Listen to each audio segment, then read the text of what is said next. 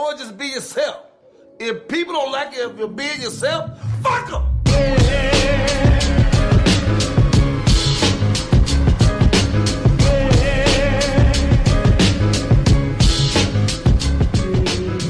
It's Big Los. Hollywood Kev. And welcome to another episode of The Noize. If you haven't yet, or even if you unfollowed, go ahead and follow us on the Big Three. Facebook, Instagram, and Twitter at The Noize Podcast. And, of course, follow everything Beat Network at beatnetworkonline.com. My guy, Kev. What's going on, man? I have this weird feeling after 3 weeks that we have some splaining to do. Yeah, we might, or we can not and just roll with it. But yeah, they deserve it. It's just acting like ain't shit happened like the rest of these podcasts. Yeah. Right. First of all, how are you, my guy? Even though I just saw you yesterday, but how are you, my guy? Was it yesterday or was it before yesterday? It was yesterday. I'm good, man. I'm good. Yeah, I'm good. I would say I'm better now. I would say that. Those are the right words. Yeah, that's a good way to go about it. That's where I'm at. I had and I guess not an epiphany, but I guess I had my what people call come to Jesus moment. Which of course we could talk about in the show, but I definitely feel the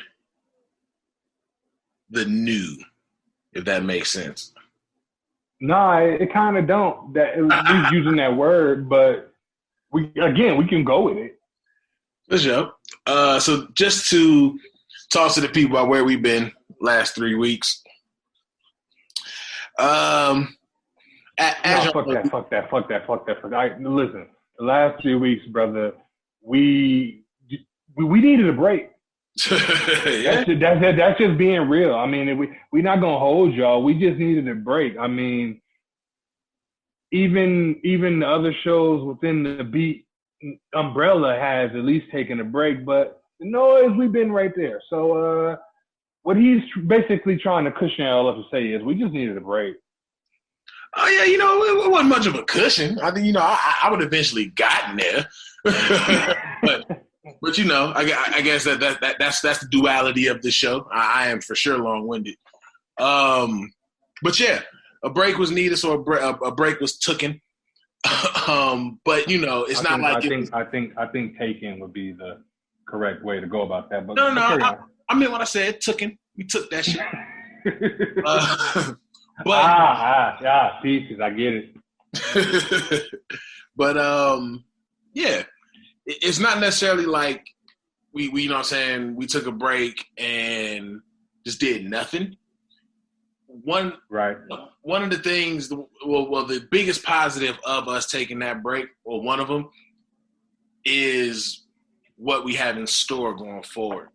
So what people who follow the Beat Network, like all the shows and everything like that, y'all saw we have a rebranding of Back to the Classics. So the old Back to the Future theme, is officially gone.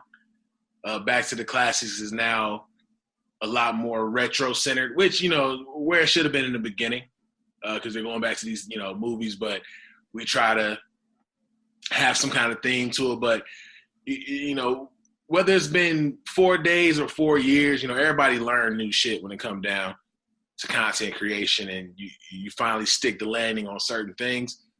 And I would say that we've stuck the landing with what we're trying to do going forward. Yeah, so Back to the Classics, they have their rebrand, and we were working on our rebrand. It's not going to be anything too different. It's more so us recovering from the COVID shutdown. We're very transparent with what goes on over here. We let people know we did lose the studio. We talk about mental health. Like, we do all that shit, you know what I'm saying? And that took a toll. Like, it took a fucking toll. Yeah. But we come out of this break focused. We come out of this break prepared, and we come out of this break ready to hit the ground running, man, with everything we got planned going forward. Now, we've mentioned going forward a bunch of times. Let's talk to the people about what going forward means. We will be returning back to video. The plan is starting next week. We'll be back to video. I don't know if you had a chance to talk to her, but I guess I'll drop this bomb here, and if it changes, then it just changes. But we will be recording from Jade's studio. Jade Ball, she's been on the show. She's been a guest. She's been a co-host. The whole nine. Definitely one of the top tier Beat Network supporters, and and we support everything that she does as well. We'll be recording from her studio live. I guess it almost even have a set, I guess you could say. Yeah, it's a set. Yeah, I would say that. It could, yeah. I definitely big enough, and I would say that. It's gonna be a good look. We're gonna make it sexy for y'all. But we're gonna be back on camera, and that's gonna be the move going forward. We're gonna bring back. Turn my mic up, full time this time as an extension of the Noize. And, if we got to shift some dates around, we'll shift some dates around. If we lose participants, then we just lose participants. But at the end of the day, this is something that we built as an extension of the Noize, kind of tap into the hip hop heads that we talk to every week. We're also going to bring back FOH.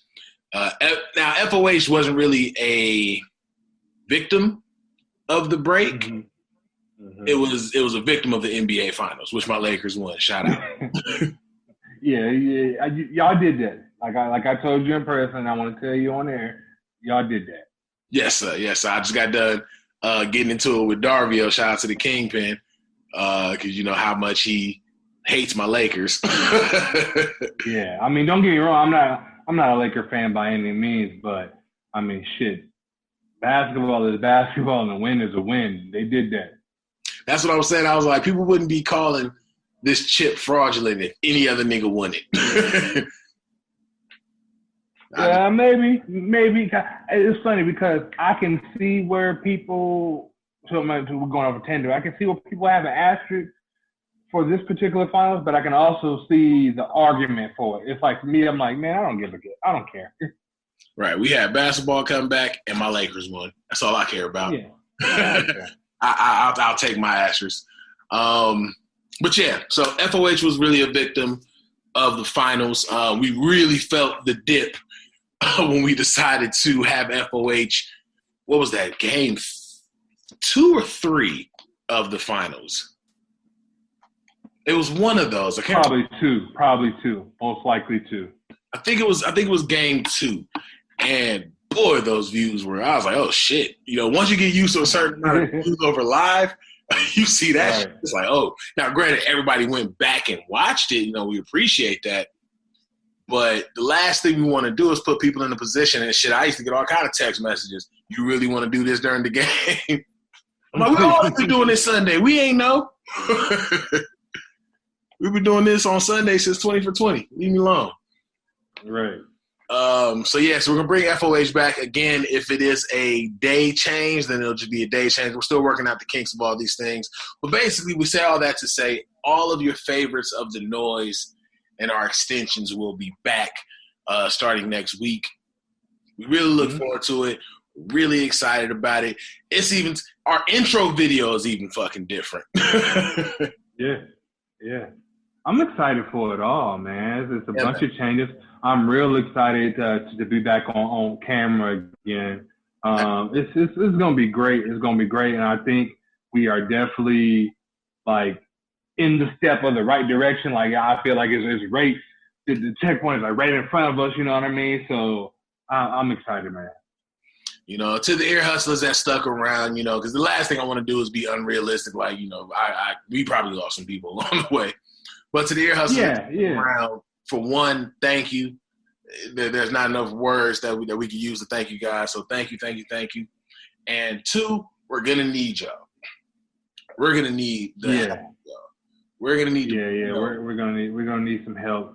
We got this though, man. I think, and it's crazy. I think before the end of the year, we'll get exactly where we were before all this. If not a little bit past it. I think we're gonna be straight. I agree. I think we're gonna be good. I look forward to it. I'm excited about it. You know, it's gonna be more work, but I mean, that's what we signed up for. Yeah. You know what I mean? And I'm all like I told you, I'm all for the workers as long as stuff is being done. You know what I mean? As long as we're seeing it, I'm fine with it. So it's gonna be great. Yeah, you know, we're gonna be in y'all face a lot, especially with this relaunch, I guess, next week. So yeah, we're gonna be in y'all face a lot. So just look forward to that. But we didn't want to, you know, just have this episode be an update episode. We do want to touch on, you know, at least some of the happenings of the week. And I do have one thing that I want to talk about that didn't happen this week. Did it happen this week? I think it happened this week. But one thing I do want to touch on, you know, which we normally touch on, leave people's business alone. Stay out of people's shit. Like the fact that there's so much conversation around Cardi B and Offset getting back together irks my fucking spirit. I don't understand it. I don't understand why stuff like that gets attention, but your neighbor across the way don't. Well, we probably know why she didn't, because she did, but that's besides the point. No, but that's real shit, man. Like, it's a bunch of motherfuckers that talk about it like as if they haven't been in the same situation. At least Cardi got back with a nigga that bought her a whip. You got back with a nigga that texted you a dick pic like, sorry. No, you got back with the nigga that asked to drive your car. Right, exactly. You had to go get him. Right. You know what I'm saying? You gave him a chance because he a good father. Right. You mad because he claimed he missed his bus. Now you got to drive. Exactly. Knowing damn well this nigga woke up late, took his time because he knew you was coming around. Exactly. If you're offended by the terminology that we use, good. That's the shit that we're talking about. You don't like us talking about you, quit talking about everybody fucking else.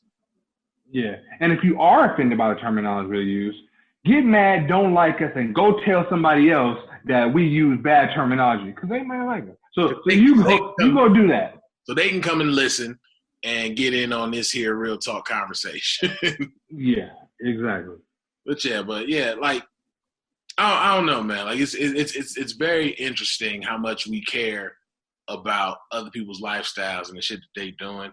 I understand, you know, especially with us dealing in the media. I understand it's part of the game, but that's one thing I love about podcasting. If this was a radio show, I'd have to talk about the shit every day.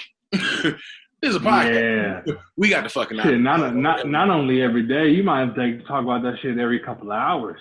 Yeah, because there's always some new shit. That's crazy. But yeah, like the man said, leave other people alone. Just leave other people alone. You know, unless your shit is going just fucking perfectly, leave other people's shit alone. It's that simple. I even take it a step further. Even if it is going perfectly, it ain't yours. Leave the shit alone. Yeah. I'd say that's much better advice. Whether your shit's going good or not, just pay no never mind to nothing else but your never mind. Man, another interesting situation, and it's only interesting because I have such fear, Kev. So, did you see that Coming to America was bought by Amazon Prime? No, I did not. So, Coming to number 2. So for part 2. The first one. No, the second one. The second one. Oh, okay. So I was like, wait a minute, but I can come into America anytime. But the second one, gotcha. Coming to number 2, America, was bought by Amazon Prime for $125 million.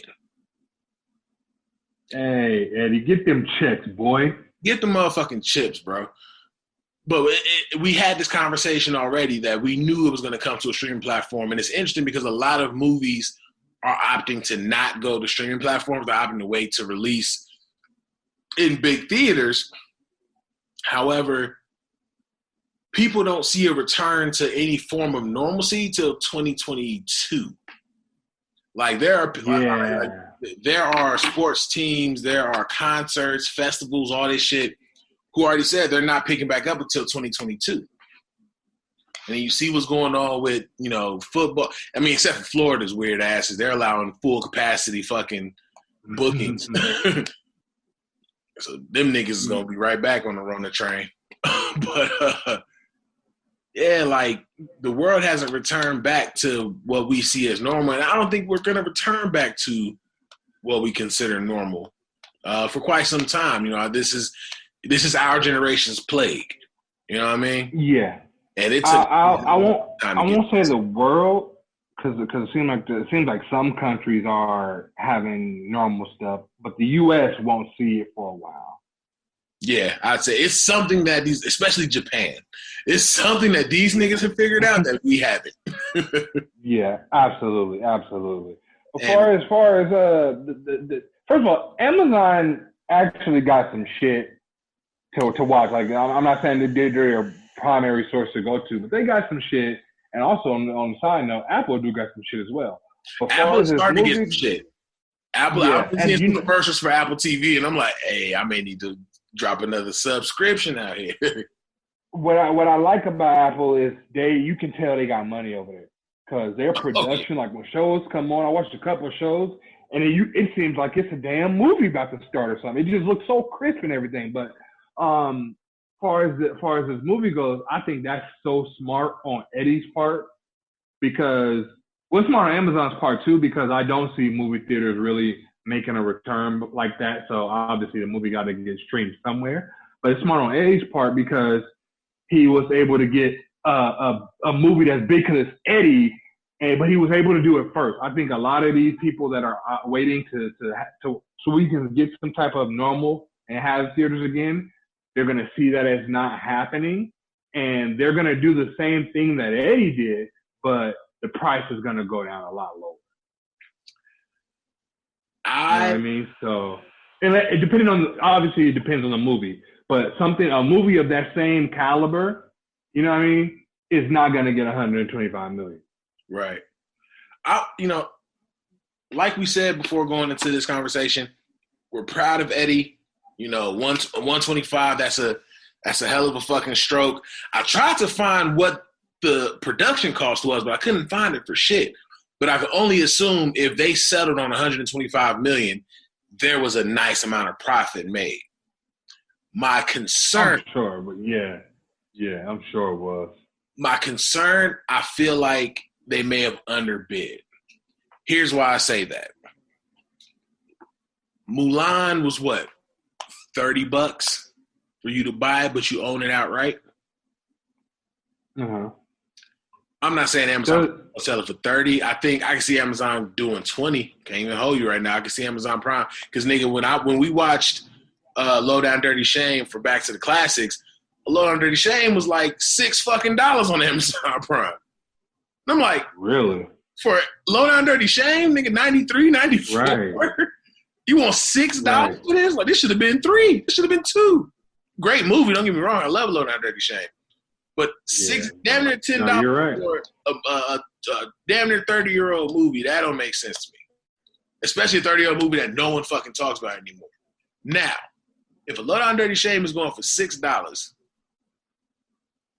you know they're gonna drop Coming to America for like 15, 20.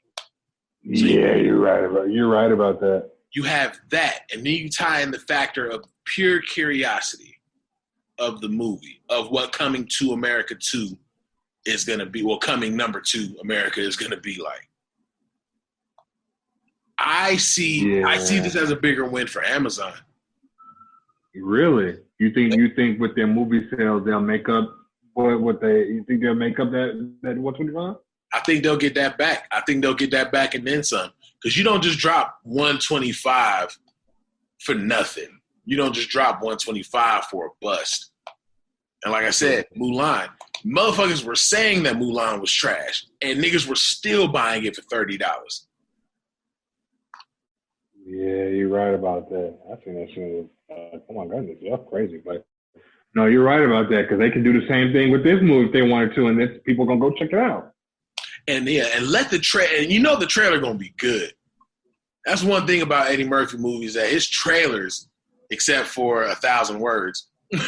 What if they made so much, like the profit from so much, it was able to sell it for $125 and it still be ahead? Do you think that could have been the case? What you mean? Like, let's say they was able to make the movie for $10 million, hypothetically. Do you think they $125? They was cool with that? Or you still think they underbid? Like they could have got more? I feel like they could have got more. I feel like, don't get me wrong, $125 million is amazing. I think they could have. Okay, but if they could have got more, what number do you think sounds about right for it then?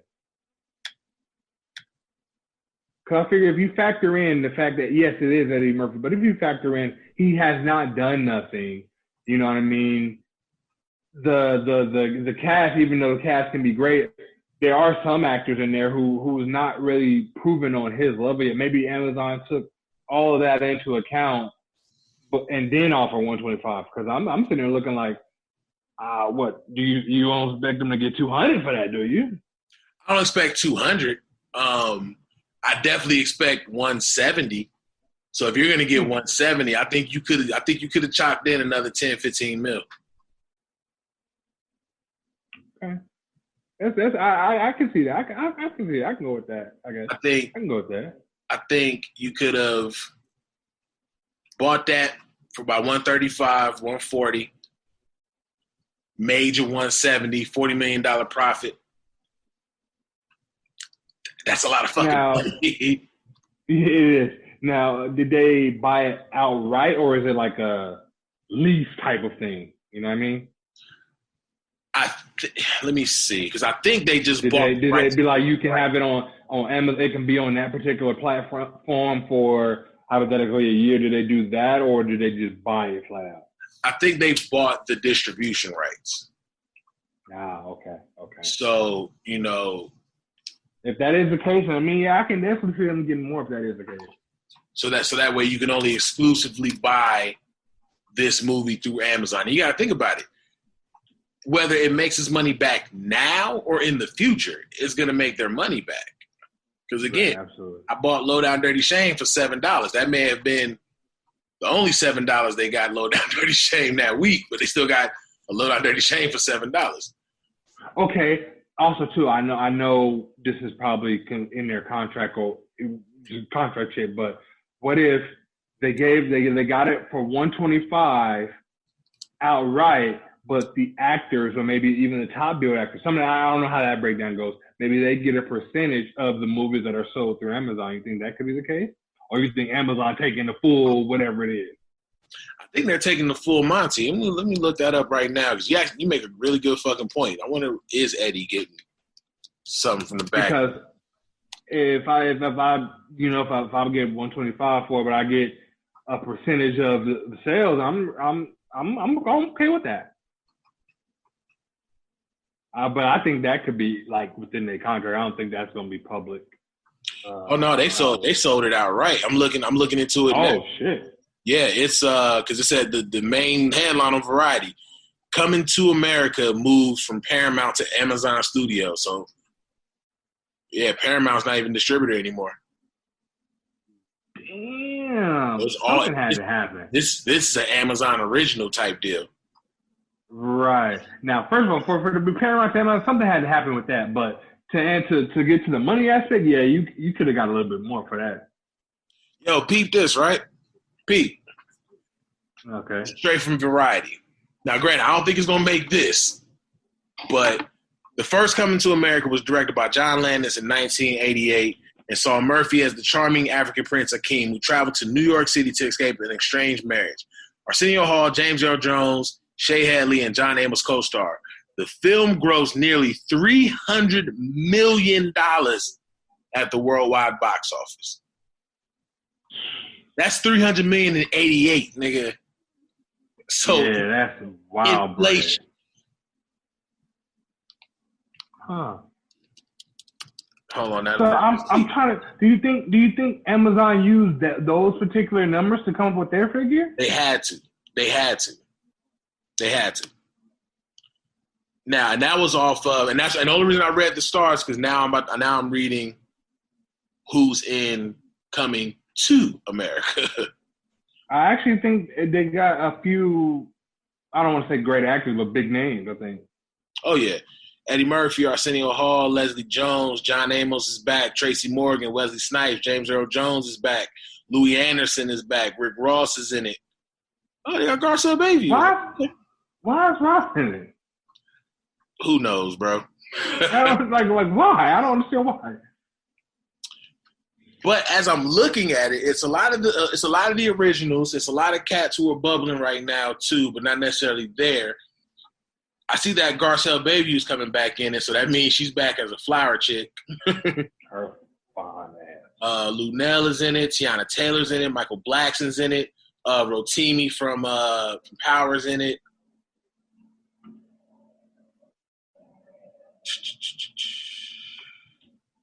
And then it's just a bunch of other people. I ain't gonna flex. As I'm looking through the people, I was definitely expecting to see Mac Wells in it.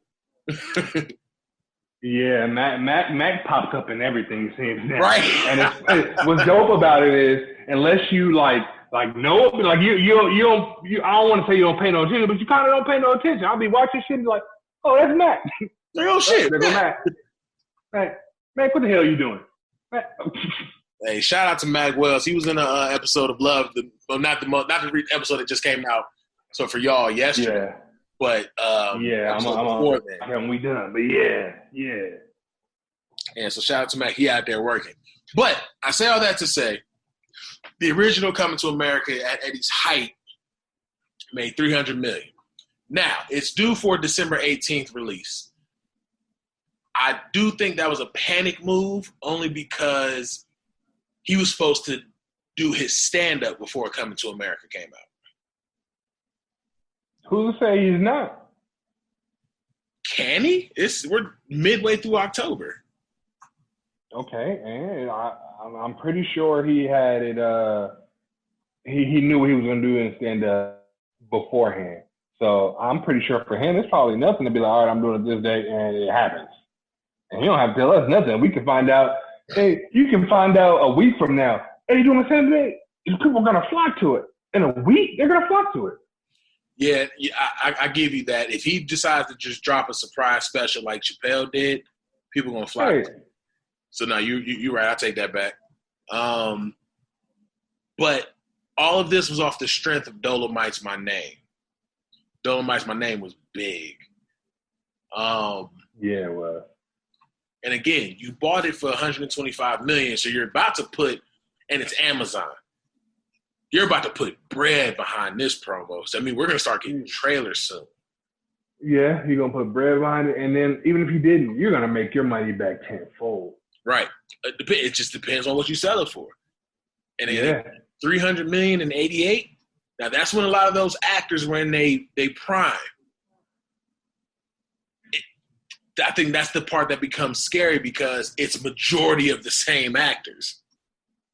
Right. So it's like I agree with you on that, but I just thought about what can actually save Amazon. Didn't they say COVID is supposed to come back? That's gonna save Amazon because they're gonna be sitting. People gonna be sitting in their house like, yo, we need something to watch. And oh yeah, if we get another lockdown by then, they're gonna make $3 million again. Maybe Amazon's banking on another lockdown. Yo, let me tell maybe you. They know some shit we don't know. Let me tell you something right now, while the world listens. If these niggas make $300 million again, I'm pissed. But it's a smart look, you know what I'm saying? Because for the theaters that are opening up, they're not opening up at full capacity, obviously. So now you're cutting your box office in half. Yeah. You know, you're not gonna dedicate majority of your screens to this. So the box office is cut in half. So it makes sense that they would go this route, but it would just be insane. I wouldn't be surprised at this because Eddie, I believe Eddie's a smart man, especially in this industry. I wouldn't be surprised if he sold it for $125, took that bread, right? Do a stand-up shortly after the movie. Now the price goes up. Yeah. You know what I mean? And so I wouldn't be surprised that it could be one of those things where he'd be like, you know what, for this movie I wanted this, but I got this, but the price is gonna go up. So for my next movie, I'm gonna get what I should have got and then some. You know what I mean? So I wouldn't be surprised at that. I'm trying to see who participated in writing. I know Eddie probably wrote majority of it, but let me see. This is becoming like a makeshift promotion for Coming to America. Y'all, Amazon, y'all here cutting checks, goddamn it. Right, you cutting checks. I show you. Look, y'all need somebody in y'all podcast section. Y'all better get on board. Shit, I did. Funny enough, I did apply for Amazon, for Amazon Music and Audible for us to have our podcast on there. That's just a little insider for y'all. See? Oh wow. So is that a good thing or a bad thing? Yeah, it's a good thing. So, of course, Eddie is the story's by Eddie, of course. David Sheffield's back for it. If you don't know who David Sheffield is, he wrote for Boomerang, the original Coming to America, Nutty Professor 2. Him and Eddie's boys. So that's Eddie's boy. So he's coming back. You got Barry Blaustein, who is another one of Eddie's boy, wrote for Coming to America, Nutty Professor 2, and this new one. Another Saturday Night Live writer as well. And Pete, Kenya Barris, bro. Really? Yeah. Really? Yeah. I mean, if we act like Black AF. This movie might mess around and be good. I'm saying, if we act like Black AF wasn't a thing, Blackish and Grownish is fucking big, bro. Yeah. And then all that filters through Eddie. So you have the original writers from the first Coming to America. You throw in Kenya Barris for a little bit of recency. Hey, bro. This movie might be good. Hey, this shit. Maybe we should have did all that before we talked about how much he sold it for. Now we're looking like, Eddie, you might have lowballed yourself. You might have lowballed yourself, my nigga. Because this is going to be an authentic Coming to America. You have all three of the original screenplay writers, and then you added a brilliant writer who is more familiar with what's current. Oh, this might be one. Yeah, that might be it. We gonna see. Either way it go, man, get your bag. Because I know me, if they'd offer me $50 million for something I did, I'm like, here, take it. Shit, right. I'd go the nigga route so fast. Nigga, I'd have sold my shit like a Cash Money contract, bro. It's yours, bro. Just let me know when it's coming out. I'm gonna have a watch party. You know, have a watch party. Going to theater at the crib. Fuck what you heard. Right. Speaking of black produced movies, MichaelBJordan is supposed to be producing the Static Shock live action movie. Mm-hmm. So looking up stories to talk about, as we always go through, nothing really happened this week. Looking for stories to talk about, I came across this and I was immediately interested because, one, I didn't know MichaelBJordan had a production company. Yeah, he had the production company. He's had it for a while now, actually. Well, no, I won't say a while now, but he's had it for a few years. So I'm very curious what this is going to look like because we were supposed to get the Static Shock TV show with Jaden Smith. Right. The live action joint. Then we were supposed to get the movie like 10 years ago. Yeah, we were supposed to have had Static Shock. Static Shock should have had a family by now. Right, exactly. Static should be Bruce Wayne's age at this point. Right. But I'm excited because from what I read, DC and Warner Brothers are going to be a part of it.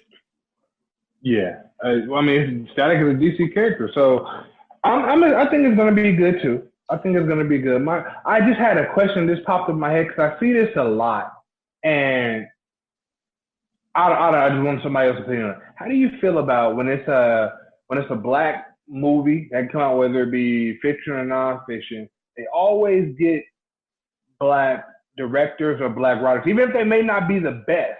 They always seem to be a black head. How do you feel about that? Do you feel they should go the best person for that particular movie, or no? How would you feel about that? I'm torn because a lot of times they'll get a black head, but he's literally just a black talking head. He's a puppet. He's being ran by, the production company and stuff like that. Or it could be the complete opposite, and I'll use the name of it just escaped my fucking mind. Hold on. Oh, I'll use Lovecraft Country as an example. So Lovecraft Country is a Misha Green joint. Right. And first billing for executive producer is Jordan Peele. And then J.J. Abrams. We know how J.J. Abrams get down. We know J.J. Abrams get busy. However, you need to be there to be J.J. Abrams to my Misha Green and his Jordan Peele. You know what I'm saying? Gotcha. So I feel like if you're going to get somebody who is best, for, especially dealing with black shit, black is going to always be best for the job. Because we saw what y'all did when y'all had hands on our shit back in the day. You know what I mean? Right. I agree with that. I don't think you should completely remove somebody that's best for the job as well. Or put it this way. So we'll take Static Shock, for example. You can have Michael B. Jordan as a producer, but maybe equal to or right under you have somebody with more experience. Do you think that would be okay? As far as what? Like, you can have Michael B. Jordan as a producer. I'm sure they have their hand in, or they have their say in how the movie is made. But would you want to have, this is just completely, I know this person is not fit the story, but just somebody on the, somebody like a Spielberg, somebody on that type of level. Would you want them to be very close to him, maybe not hold the same power as him per se, but be very close to him in the making of the film? Would you want that to be the case, opposed to hiring somebody that you know is not right for the job just because they're black? I'd be cool with having a Spielberg on. You know what I'm saying? And he doesn't really take a back. Well, he sometimes take a back seat, depending on who the guy is. He'll take a back seat to George Lucas. So again, I was saying Spielberg just to stay on his level, not him specifically. Oh no! I'm saying, but I'm kind of using that to explain the point. Like, I would be down with having a Spielberg, but I would be down to have a Spielberg the way he is with George Lucas. Like, you understand? You are Steven Spielberg. I respect what you do. A lot of your input's gonna go into this, but I would need like a Ryan Coogler as main director. You know what I'm saying? Right, and we wouldn't be having this conversation if it was somebody like that. Only reason I'm even this thought even crept into my mind is because as awesome as Michael B. Jordan is, I don't think he has necessarily the experience to somebody like a Ryan Coogler who you probably wouldn't second guess in this. You know what I mean? Right. So do you have somebody with more experience that may not that we know is not black around, or do you just leave it at that? Gotcha. Okay, I see what you're saying.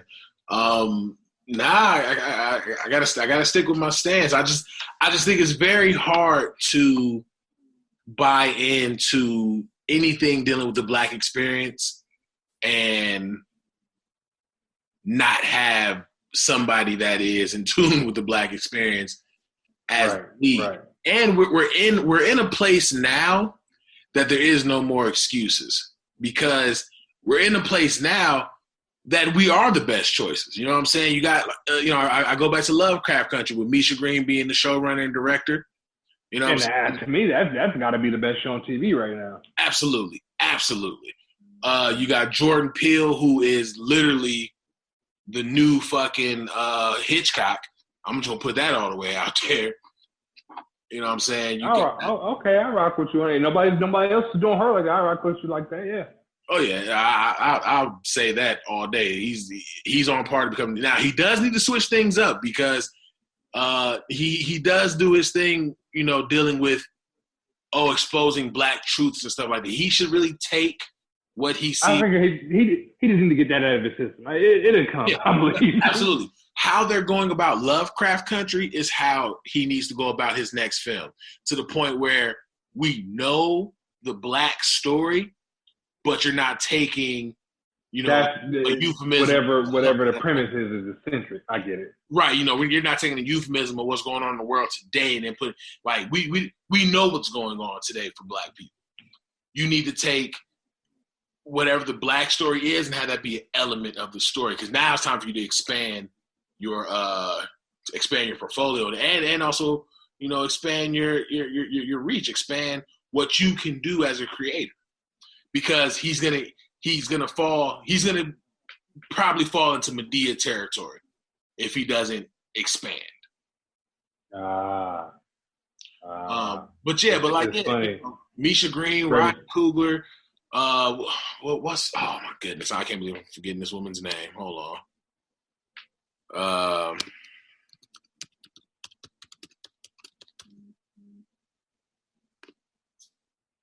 Googling on air. Ava DuVernay. Oh my God, I can't believe I forgot her name. Ava DuVernay. Amazing fucking director. Issa Rae.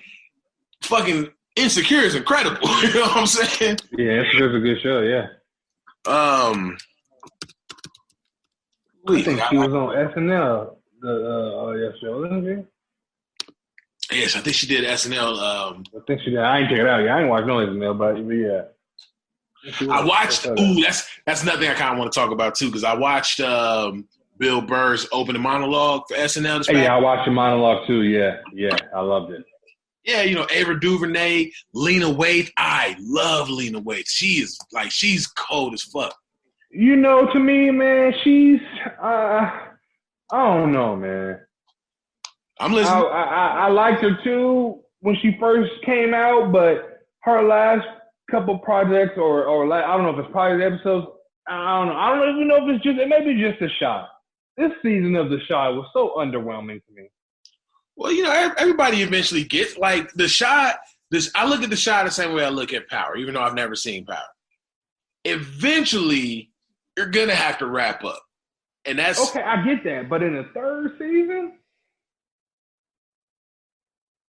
come on now, come on. I don't know. I love her because I know she's talented, but sometimes I be feeling some kind of way about the stuff she puts out, man. Like, all right, try something else. This ain't working. It's time to go to another place. Yeah, we're going to scrap this show. We're going to try it again with the next show because this ain't it. But yeah, I just think we have so many amazing creators of color. You know what I'm saying?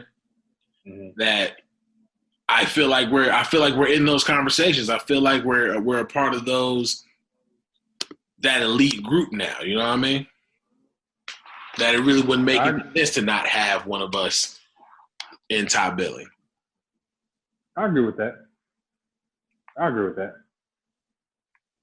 But and I think with the money that Warner Brothers is going to put behind it, with the dedication, and even though they may not have been the best of movies, the production value of what DC Warner Brothers have been doing lately has been phenomenal.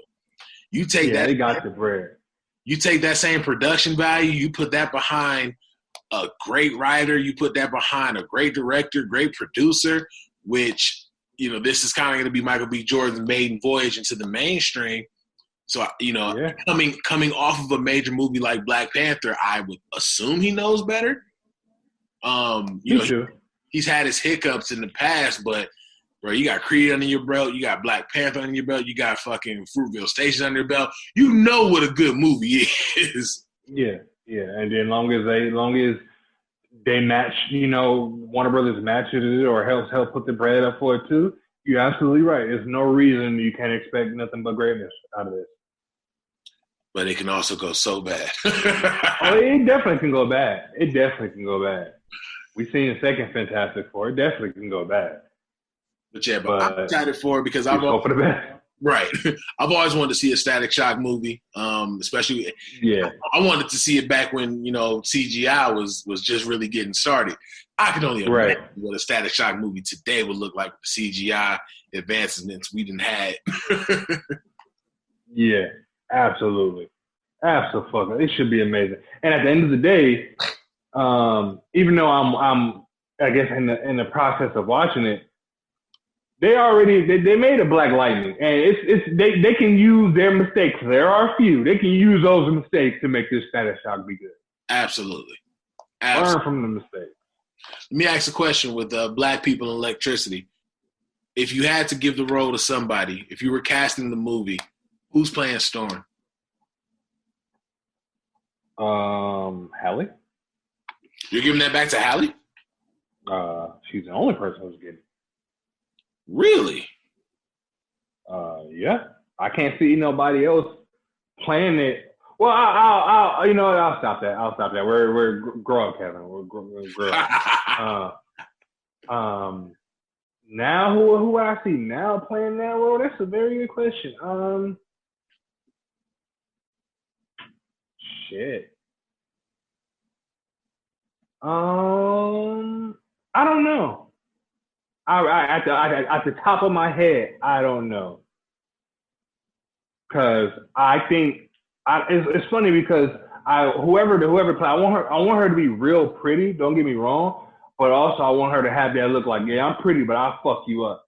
You know what I mean? And it's kind of hard finding both of those qualities. Either you got real pretty or you got I'll fuck you up. It's kind of hard finding both. So I don't know. You know who I think can do it? Who? DeWanda Wise. You love that woman. I do.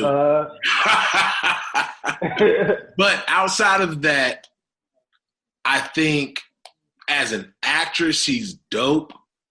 I think, especially when you watch her interviews compared to how she was and She's Gotta Have It.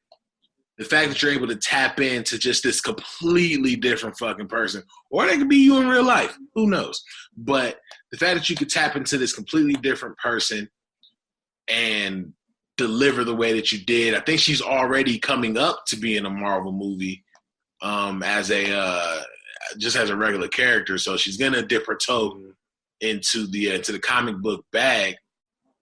But going to your point. Storm,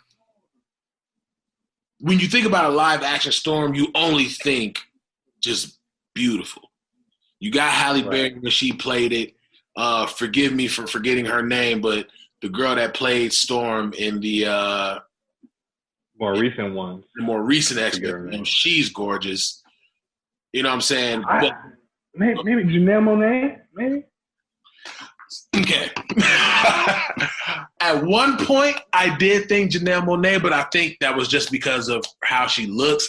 I'm gonna say something, and that's what I'm thinking of. Cause I'm trying to see her like maybe she had to do some like action in the movie. That's what I'm trying to do. Cause I'm thinking now, like, is she just too pretty? She don't seem like the real type.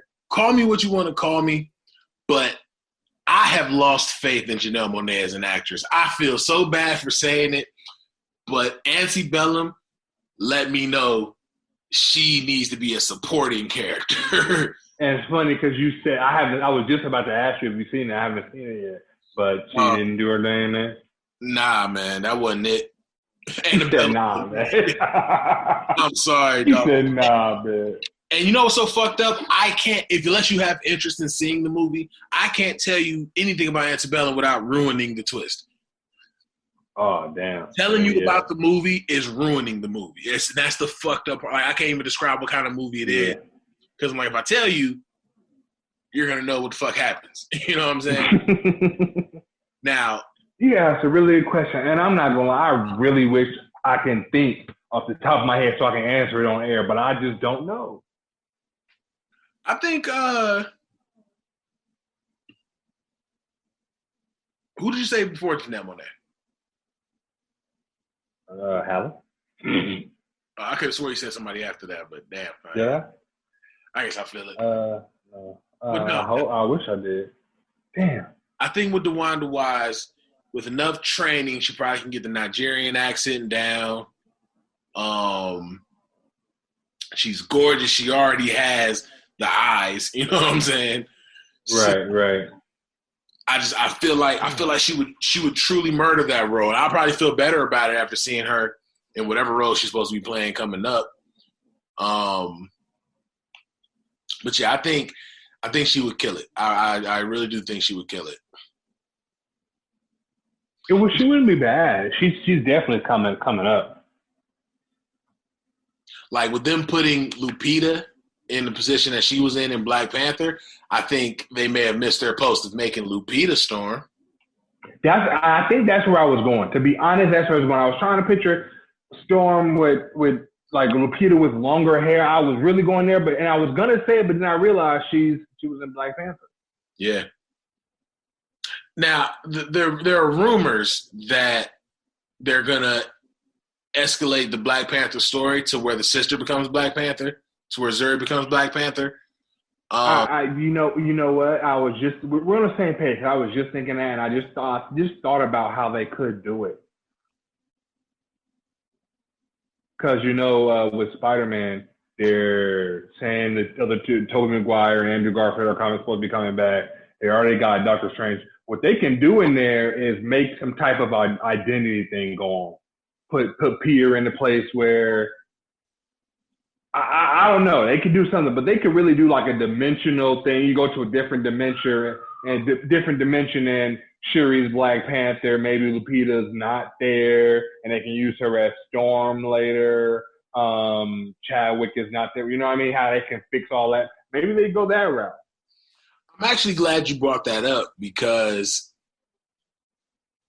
how do you feel about them bringing back Andrew Garfield and what's Tobey Maguire? Because they're trying to bring the Spider-Man multiverse to the big screen. Right.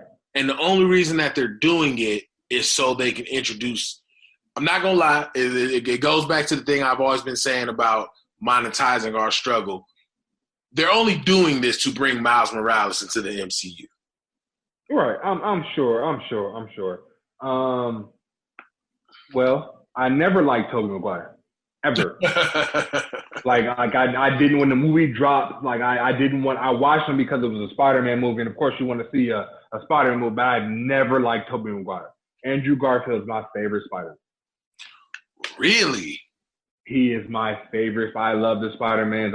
But his ones, they were dope. I think the one, and it's funny, we're talking about Spider-Man because they bring Jamie Foxx back too. I think that particular Spider-Man 2, the Amazing Spider-Man 2. That's the crazy part.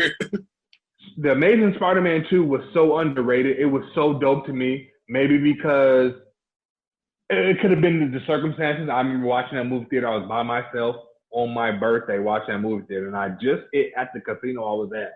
So it could have been that. I don't know. It could have been a bunch of things. But Andrew Garfield has always been my favorite Spider-Man. I grew to love our current Spider-Man. I grew to love him. But so for them bringing him back, I'm like, okay, cool. Just don't give Toby too much time. So I like the move. You know, I don't know. I got to give it to Tom Holland. No, don't get me wrong. Tom Holland is currently the best Spider-Man. Don't get me wrong. Andrew Garfield is just my favorite Spider-Man. I'm not really a big fan of them making the Spider-Man suit a super suit. But that I don't really like. But I think because to me, Tobey Maguire gave me Amazing Spider-Man cartoon. And when we got that was Spider-Man as a grown ass man. Even though Tobey Maguire was supposed to be in school. I thought Andrew Garfield's Spider-Man was cool. I definitely thought it was better than Tobey Maguire's. But I don't know, man. Tom Holland just seems so authentic. But that also gets me. No, absolutely. And it's funny, the way that they did it is exactly how it is now.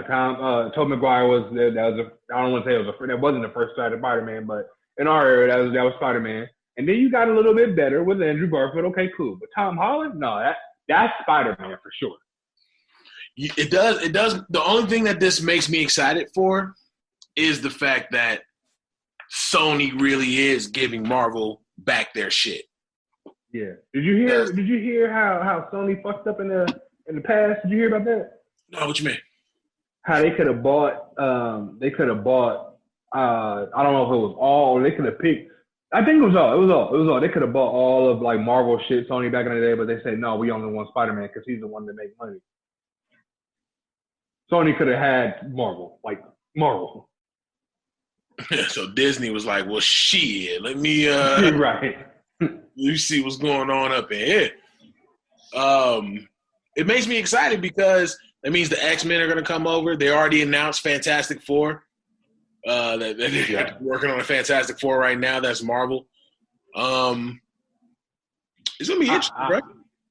Yeah, I think the Marvel got some big things, but man, like I started saying last year, not the year before, DC gonna run shit. We gonna see. I think DC's gonna run shit. We are absolutely gonna see. We gotta. I think, and I brought this up to Jay Alonzo the other day. I had zero interest in seeing the Batman, especially when they announced my man from the Vampire. Robert Pattinson. That's because you ain't seen him in other stuff. So. Right, no, exactly. That's what I'm saying. So I finally saw him in that movie on Netflix that, funny enough, Tom Holland is in.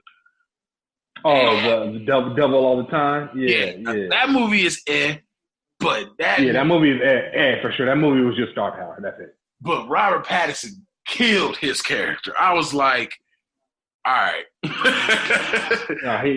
Dude got skills, and what's crazy is I guess once the Batman like gets ready to come out around that time, people are gonna see how much of it look at his resume as far as recent.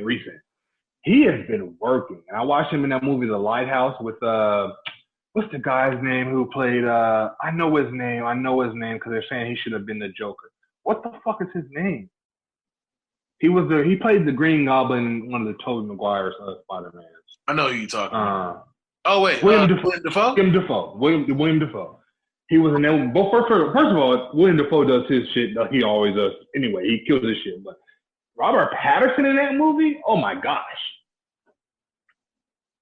You have to check it out on one of your nights where you where you just chilling. It's in black and white. The whole movie's in black and white. It's my concern with Robert Pattinson is the same concern that I had with Harry Potter. Everything I saw him in afterwards, I'm like, no, that's Harry Potter. You know what I'm saying? I'm pretty sure that same concern is with everybody. They're like, wait, you got the guy from Twilight playing Batman? I'm pretty sure that's a lot of people have acted their way out of their major roles. A lot of people have definitely acted their way out of their major roles. Shia LaBeouf has completely let go his Even Stevens character. Absolutely. Right. You know what I'm saying? Granted, he's doing anything at this point, but he's definitely acted his way out of his character from Even Stevens. I don't put it past people to get it done, but like I said, just certain people have a hard time seeing anything else. But when I saw him in that movie, I was like, all right, I think he could pull off the depressed Bruce Wayne. Yeah, I do. Some people do get stuck in there, and And Harry Potter was a perfect example because he had to act it out. But I feel like certain people, if they do something good enough, that's just who they are. I don't give a fuck if Robert Downey Jr. makes 100 movies. He's Iron Man for the rest of his life. Forever. You know what I mean? So I think it's just how you do it. Hell, we can look up and maybe he does. Our Patterson does Batman like the best we've ever seen. So and they make like three movies. Well, nigga, you're Batman.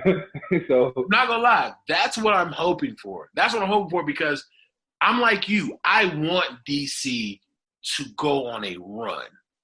Yeah, I really, really want DC to go on a run. They have just been dropping the fucking ball. they have. So much so that we're doing a whole new Suicide Squad. You know what I'm saying? Yeah. That I'm not in the rush to see it whatsoever, but I'm interested about it because I'm like, how do y'all just have new people playing people like the same from the previous one? Like, how does that work? But geez, Yeah, man. I want to see them do better. You know, that's my main thing. So knowing there's a Static Shock movie coming, you know, I'm actually looking forward to this Batman flick. If you had to, because I think they're gonna chill on the Joker for a little bit. as they should. As they absolutely should. Who would you make the Riddler? Oh man. I know I'm giving you all the on the fly bookings. Who would I make the Riddler? Yeah. That's a good fucking question. Jesus Christ.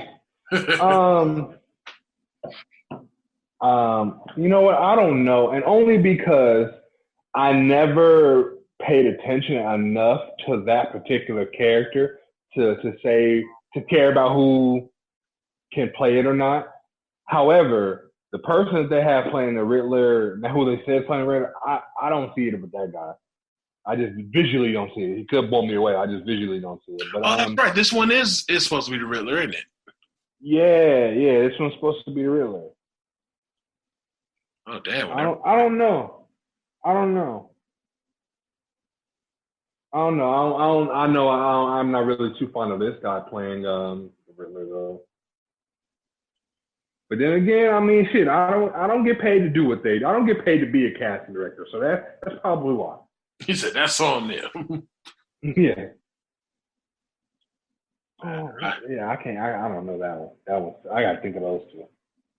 Gonna end up being a British guy anyway. Probably so.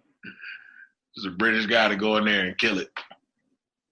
Or they're gonna fuck around and make him black. You know, that's the flavor of the month now. Yeah, I hope not. I hope not. See, my problem with that, you know what I mean, is don't get me wrong, I get it right now, but they're just kind of just making anybody black. Me personally, and that's great. Don't get me wrong, that's great. But I would rather it be black when black is necessary. Right. You know what I mean? Like if you making a movie, and I'm not saying that these people were black or anything like that because I don't know, but if you making a movie like Prince of Persia, Jake Gyllenhaal should not be playing a Persian prince. You know what I mean? He even said that. Right. It doesn't make any sense to have. I see. Even though I like her as an actor, Gal Gadot, whatever her name is, she's playing Cleopatra. I'm not saying Cleopatra is black or something like that, but I'm pretty sure she wasn't a fair-skinned Italian-looking woman. You know what I mean? Like, I'm just saying, have black where black is necessary. Like, don't make the Riddler black. The Riddler wasn't black in the comics. And granted, it could be a fictional character. It is a fictional character, you're actually right, but that fictional character, the writings are centered around that particular character being a white guy. I'm pretty sure they weren't thinking of in the comics for the Riddler, they would have been making black puns or whatever. I'm pretty sure they weren't doing that. You know what I mean? It's centered around being a white guy. And they could do that for other characters. I mean, right now I'm all in the new shit. I don't want none of no old shit. I don't want us to be replaced or be a black Riddler. None of the old shit. Make our own characters now. That's what I mean. I'm at right now where I have been is I don't want a seat at your table. I want my own table. Right. It's got more seats. I feel like anyway. Exactly. I feel like if black people were also on that same accord, you know what I mean, instead of worrying about having a seat at their table, and just make their own, I think that's where we need to be. That's why I respect Tyler Perry in that aspect. Movies suck, but I respect him in that. But at least they got a table. You know what I think they need to do? I think they need to do, and I'm gonna give a great example because as soon as I say this person's name, you're gonna be like, the fuck? But I think they need to go the route like how Spider-Man did with the Vulture.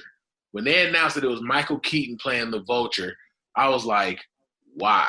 And then I saw it, and that nigga killed that Vulture character. Yeah. Now, you know who I think would play a great fucking Riddler? Jake Gyllenhaal.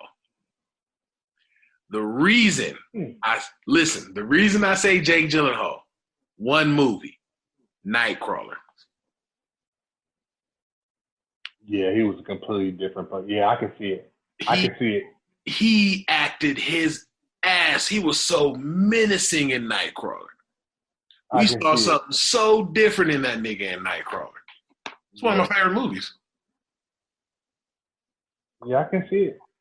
I can see it. Get him real, you know what I'm saying, did up for the role, you know what I'm saying? Because technically, if you really look at it, he's pretty Edward Nygma-like in Nightcrawler. He is. In Nightcrawler, you're absolutely right. You're right. You're hitting it on the head. Pause. You're hitting it on the head. Yeah, I see it. Niggas need to go ahead and just hire your boy. Let's close on this conversation. Bill Burr's monologue. What did you think? I thought it was dope. It was Bill Burr to me. I mean, that was to me. That was him and his. That was him. You know what I mean? I loved it. I loved it not only because he spoke facts, but you got to see somebody. I like to see people have joy, especially when it's on like television or something like that. I like to see that. He was enjoying himself, so I loved it. I agree. I've been championing. There's the word. Bill Burr for quite some time because he's one of those comedians that doesn't give a fuck who you are. All y'all can get this smoke.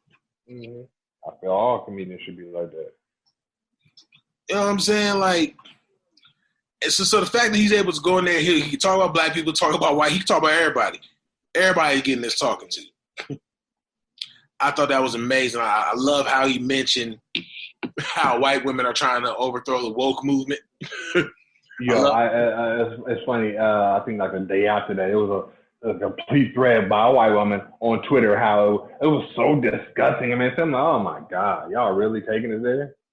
When this nigga said, sit down and take your talking to with, I thought that was the perfect way to close it. Like, true. Just sit down and take the talking to. This is white privilege. This is what y'all do. Stop doing it. But what about, no, there's no but. No, there is no but. We're talking about you.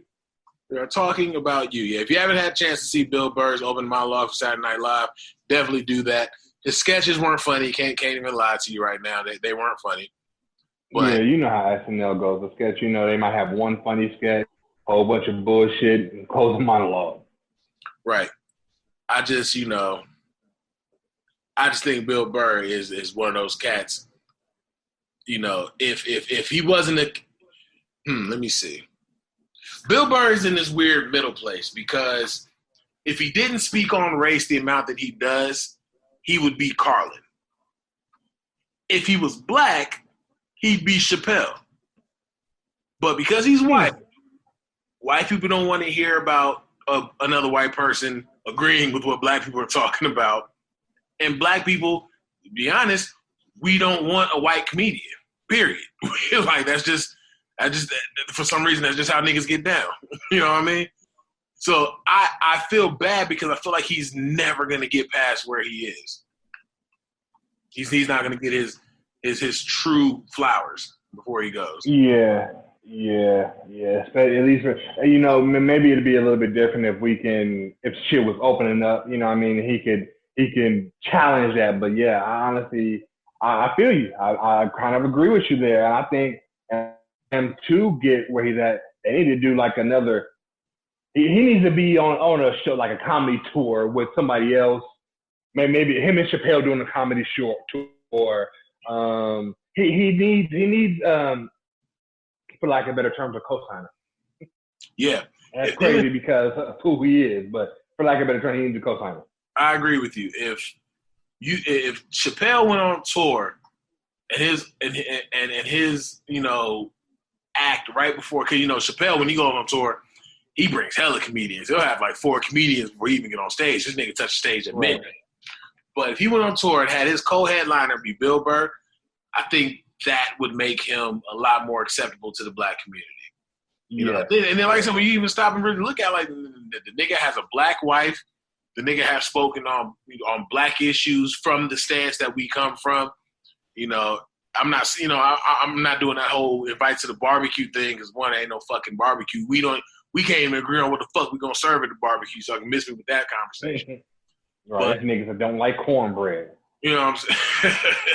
FOH will be back. But yeah, I'm not saying all that. I'm just saying, like, sometimes we have to expand our entertainment palette. I agree with you. And especially when you're dealing with a comedian who has no fear to talk to white people how the fuck, you know what I'm saying, we want white people to talk to each other, hold each other accountable. He holds everybody accountable. It doesn't matter what your race, creed, color, ethnicity, what you identify as. He holds everybody accountable. And I feel like when it comes to comedy, that's something that should be celebrated more. Yeah. Correct. You're absolutely right. Especially now, man. We all need to laugh. We need to laugh and, kind of just be chill for a moment. Oh, yeah. I definitely agree. Let people know where they can find you at, bro. Follow me on Instagram, HollywoodKev _. That's where I be at. Also, follow the Noize podcast page on the podcast. Excuse me. I'm fucking up. Follow the Noize podcast page on Instagram. And lastly, from me personally, I want to thank all the ear hustlers out there, everybody that's been supporting the show, been supporting the network. I love y'all, and I truly thank y'all. Yeah. At Big Low Size G on IG. As you mentioned, at the Noize Podcast on Facebook, Instagram, and Twitter. We'll be back to the daily post tomorrow as well. Start of the new week. It's gonna be a good rebrand. It's gonna be a good return to form. Of course, follow everything Beat Network at beatnetworkonline.com. Definitely look out for all the announcements, all the shit that we got coming. Check out the episodes. Like I said, we're gonna need y'all more than ever. Share. That's all y'all got to do is just get the share. Yeah. Definitely get your merch. The noisemerch.threadless.com. We'll have that link available on the website, so you can go to beatnetworkonline.com/thenoise and just click on the merch link. It'll take you to that long ass web address. As always, we appreciate you guys tuning in. As always, we appreciate the support, and as always, the Big Lows. HollywoodKev. The Noize.